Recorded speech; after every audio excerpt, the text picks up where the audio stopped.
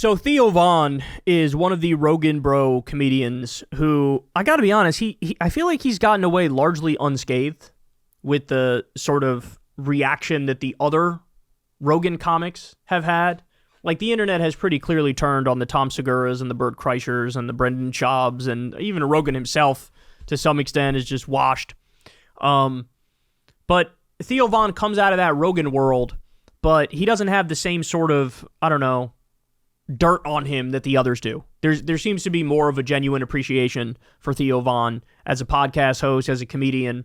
He's got this sort of like, aw shucks, I'm down to earth kind of vibe to him, right? And so he comes across as just more likable. I think he's largely avoided that trap that Rogan and Segura and many others have fallen into, and Bert Kreischer, of like talking about their immense wealth.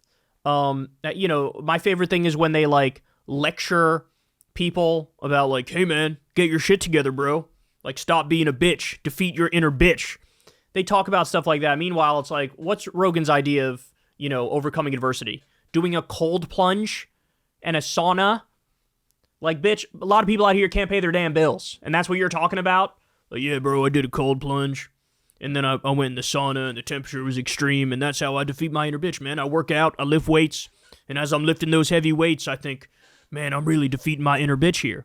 And it's like, you don't know real struggle, right? In fact, Louis C.K. kind of checked him on that shit, on this exact issue, by being like, I think it was Louis C.K. He was like, who the fuck are we? This is such like a fucking insanely privileged conversation that we're having, that like, you have so little real stress and anxiety in your life that you have to like simulate it by lifting heavy things. And you think you're like relatable to regular people who are going bankrupt because of medical bills or whatever the fuck. So anyway, Theo has largely avoided the negative consequences of being in that Rogan sphere. And I'm sure, I think we covered it, but Theo Von was crying over Gaza in an interview with Gabor Mate.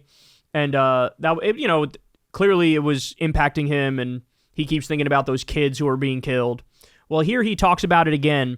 I want to play it for you, and then I want to react to it. Here we go. And I just think it feels to me, I don't know if it feels to me like it's a genocide that's happening while we're alive here in front of our lives. And I don't, sometimes I feel like I should say something. I'm not a geologist or geographer or anything like that, you know, so I don't know a lot of some of it I do know though. Like, I know the basics of the issues over there, but for me, it's just like how I feel like you see all these photos of people, just children, women, people, body parts, just people like putting their kids back together. And I just can't believe that we're watching that and that more isn't said about it. And so I'm not saying anyone else needs to say anything, but I think I'm just that more isn't said about it by me. So I just, I want to be able to speak up about that I think we're watching probably like, you know, one of the sickest things that's ever happened. And I'm sorry if I've kind of haven't said about it. I've tried to talk about it and learn about it. But I don't know. Maybe I just wanted to say something. I don't even know what to do. You know, and it's crazy because our country's also complicit in it. You know, it's in it and has been for a long time. And it's just kind of interesting because then you just realize, oh, well, I'm a member of this country, but I'm just, what we want sometimes doesn't matter, you know, and you just have to be a member of a place and your government is making other choices. So I don't know if I said that correctly, or I don't even know exactly what I said, but I just have, it's just like been making me really sick. And I feel like I just needed to say something that I think you don't have to think that. I'm not asking you to do anything. But I just have to say that so I'm not sitting by, you know, there's that piece inside of me like, why can't you say something? You know, there's people that can't even speak and you can say something, you know? And so that's how I just had to just speak up. Anyway, I think maybe it's starting to make it about me there at the end, but Yeah. So just praying for those people and just the grief that is all going to cause.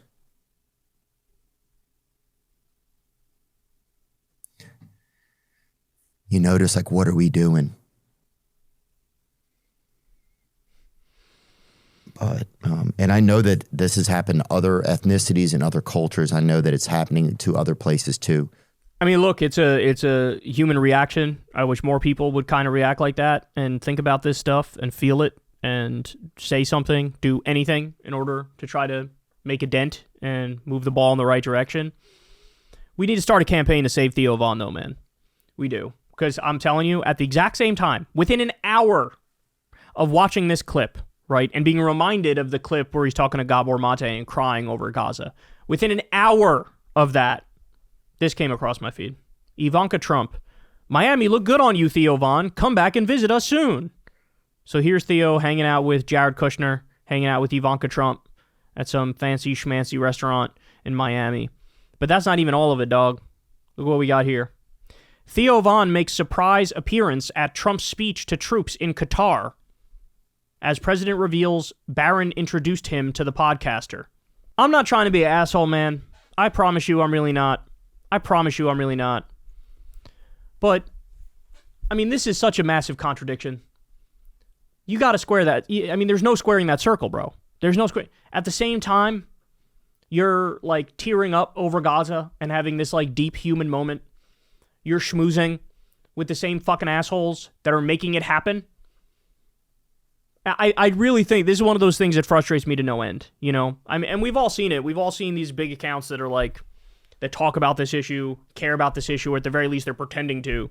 And then they're also like rah-rah Trump at the same fucking time. It's like, who do you think is sending the money? Who do you think is sending the weapons right now? Who do you think has low-key greenlit the entire extermination and annihilation of a group of people, the Palestinians in Gaza?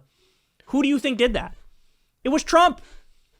And the reason why, he's taken hundreds of millions from the Israel lobby, from Miriam Adelson. He allowed Israel to annex the Golan Heights, which is Syrian territory. He moved the embassy to Jerusalem. He did the Abraham Accords, which was literally the whole point of that, was a massive middle finger to Palestinians saying, we're going to work around you. We don't need to work with you. You're going to be occupied for forever, so just take it. That's what the point was. That was what the point was. And now here he is. He lifted the moratorium. Ready for this? Theo Von should know this, but I'm sure he doesn't. Trump lifted the moratorium on the 2,000-pound bombs being used in Gaza. The 2,000-pound bombs were so extreme that the U.S. didn't even use them in Iraq because the idea was these are going to kill civilians. If we use them, let's just not use them.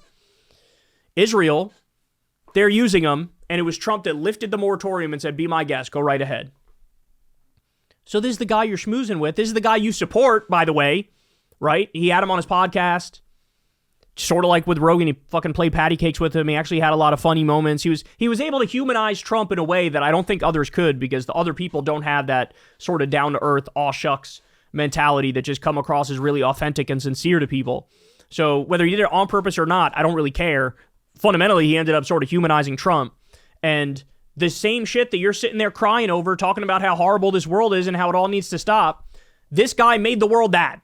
He contributed to the problem. He's one of the worst. Here he was talking about taking over Gaza, owning Gaza, building casinos and hotels on the beach, posting an AI video of golden statues to Trump in Gaza. This is all at the same time. Kids are being shot in the face. You're not putting this together. You're not connecting two and two here. Hey, man, if I'm going to be like a kind-hearted, empathetic guy and my heart bleeds for the people of Palestine, maybe I shouldn't snuggle up to Trump. That didn't occur to you?